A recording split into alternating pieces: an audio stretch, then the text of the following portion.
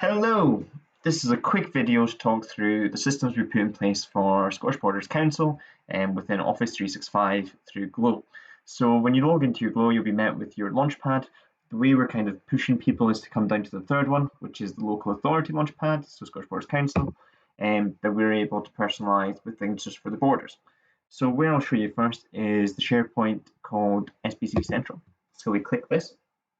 The first thing we'll be met with at the top is links, so these little tiles, which take us to teams for each of these different roles. So at the moment, most people will have access to teachers. We've done that through CMIS groups that have been created. So there's a chance that there's some missing, so we may need to still add them, or we may have to ask teachers to request permission. But what you'll see is if I click on principal teachers, it'll then come up with this screen, so we just click use the web app instead. As I'm not a principal teacher in the Scottish Borders, this should not give me permission, he says optimistically, and it should pop up with the option to join. So that way it allows us to control who's coming into the team and manage that effectively. Then if I scroll down in the SharePoint, what you'll see is a few other different teams. We've got early years, we've got support for learning, and what I've just seen with support for learning the other day is that there's already a team created in the borders. So if for any of these there is already an alternative, please let me know and I'll link to that instead. And the old support for learning team will now be deleted because this one is much more active. We've then created pages for each of the curricular areas. At the moment, these are sitting empty, so I'd be really keen to get some content added, because there's nothing worse than people coming on and thinking that it's not the best and then not using it again in the future. We've embedded the Twitter stream from SBC Education 1. So ideally this will just keep things up to date, content that's been refreshed ongoing, and it'll allow people who are not on Twitter to actually access some of that information. We've created a few different pages for these different groups. So for likes of SBC Substance Use Education, a team from the borders has put together this site. So if I click on it, you'll see it just takes me to their site, which is ideal for sharing that information out. And then if we scroll down a bit further, if I click back first and then come down, we've also got team pages that already exist in the borders. Again, these are only for specific people, but they will hopefully be set up so that people can request to join it. And then we've got some links to the rest of Glow. And underneath we've got recent documents to be uploaded and then some document folders. So that's all there. So that's the SharePoint.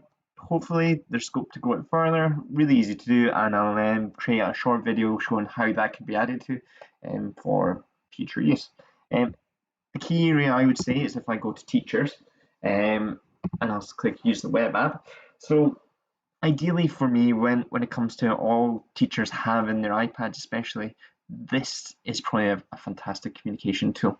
How this has been set up is we've got our first channel here, which is general. How this works is that only owners can post in this, and teachers can't reply to it, they can't put their content in, so this would be for the outward going communication. How that works is I click on start new conversation and I type my message. What's also useful to note is if I click the A down here, we can format it. So instead of being a conversation, I can change it to being an announcement. And what that does is just makes it stand out a bit more, so that when people log on, it really catches their eye. So I can choose an illustration and it makes it look a bit nicer. And then we post our content here.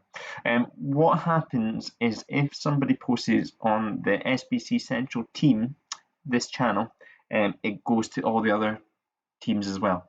So if you have a deputy head who spends most of their time looking at the deputy head team for the borders, that message will still get put there. If you're wanting to put it with your name across it, you can click posts in multiple channels, and you can add other channels that you want to post it to. Might be useful if you want to give a bit more of a personal touch, or if it's something that's not for SB Central, but you maybe want it in the deputies and the head teachers, that'll work really well. I've had questions around, okay, when I post it SBC head teachers, does that mean everyone else will get it? No, it doesn't. This only happens for SBC Central. So for me, things like the weekly mail out, this would be an ideal place to put that. Other things to make note of, you've got your option to attach things, so I can click the paperclip. This has gone into my OneDrive, but I can click here, I can click upload from my computer, and I can easily put in a document that everyone is to access. It's nice, easy, straightforward. The other options I have, if I cross that off again, we can put emojis, we can put GIFs.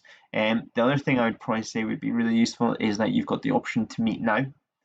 So I don't know if you're looking to do something like a Q&A or offer some professional learning that's appropriate for most of your staff. That would be a good place to possibly hold it.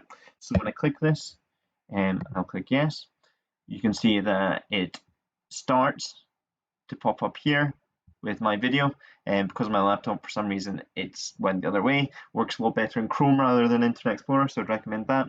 But it might be more useful to click schedule a meeting, and this will organize a meeting like you would in your Outlook. The really positive thing is if people have got this set up to forward onto their other email addresses, this will go through to that as well. So if you're working on your Scott Borders account and you've got your goal forwarding onto that, when someone sends you a meeting like this, it'll come through to me and you can add it to your calendar. So really effective and works well. So I'll close that just now. So that's post. When you finish writing your post, you just click the little paper airplane in the bottom corner to send. And that's that done. So I'll bin that just now, click delete, but that's a good way to communicate out.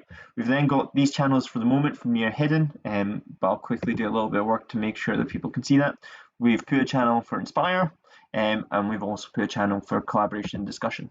So in both of these, people are able to send messages, they're able to communicate, and as you can see here, there's been people already get in touch about a few different things. I think mostly to me, but the idea is that this is a place where people can come and say, hi folks, I'm looking for new approaches for my questioning. Has anyone been doing something really interesting and exciting? And hopefully there can be really good discussion around that. We've then got our files section under each of these channels. So this is a place where we should be able to come and easily upload documents for everyone to access. And the nice thing with how this is set up is that if you put them in this team, it will appear in the SharePoint site as well. Which is really positive, really useful. The other things that I would probably just want to spend a wee moment to mention within Teams is that you do have your chat functionality. Seeing that we've added most of the teachers and the boarders into this team, it means that when we go to chat, they will be pushed further to the top when we're searching for people. So if I go to chat, I can then go up to the top and click new chat.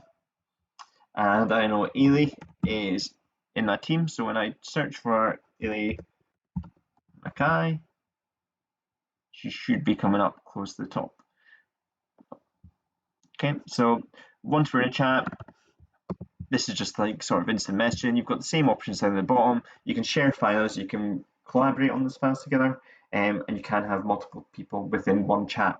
It's really useful for short pieces of work, and maybe connecting with people who otherwise you wouldn't have connected with. So those are the main things from the central team, I would say. In terms of the team, obviously as this develops, you might want to add new channels. So to add a new channel, all we do is click three dots at the top, and we click add channel, and we're able to call it wherever we want. And then we just click automatically show this channel on everyone's channel list, and then click add, and then that will appear over here now. So this might be particularly useful if there are main areas that people need to work on or needing information about. I'd recommend putting that there. But what I'll do just now is I will delete this. So to delete, three dots and delete this channel. The other thing that might be useful just mentioning is if I go to SBC Central to add people, we just click add members, and then ideally you would know their username. So if you type in g.b19 sure, I'd pop up, so that's really useful to use as well. For some of the more complex areas in terms of your settings, if you go to manage team, you'll see that this will first of all come with all members. If you've got people now like requesting to join the team, you can click pending requests. This is where you'll see people who are waiting. We can go to our channels. We can choose to show for us. and show for members. We can also click over here and decide to delete them, edit the channel, all these sorts of things. Settings, this is where you can edit the picture. You can give people more or less permission. So you can see when I click members, they've got everything at the moment. You might choose that actually members can add or remove apps. We don't want them to create private channels. We don't want them to delete channels, and we don't want them to create and update channels. Okay, so there's options to make it more or less open, depending on what you're wanting. You can take off the fun stuff. So if you don't want people sending gifts and things, we can take that away. We can also change the team code. So this is the code you can give someone to join the team. So you can choose to take that away if you want. If we go to analytics, it shows us how many users we've got, how many people are actually active in our team. So that means have came on, had a look. Shows you as a graph, and as you'd kind of expect, there's a bit of a dip there. We can see that over 28 days. And it also shows us how many messages have been sent, which is all useful to know and helps us to kind of gauge how much access we've seen happen, what the traffic looks like. So that might be all useful in the background as well. If there is any other questions or anything I could do to help, please let me know.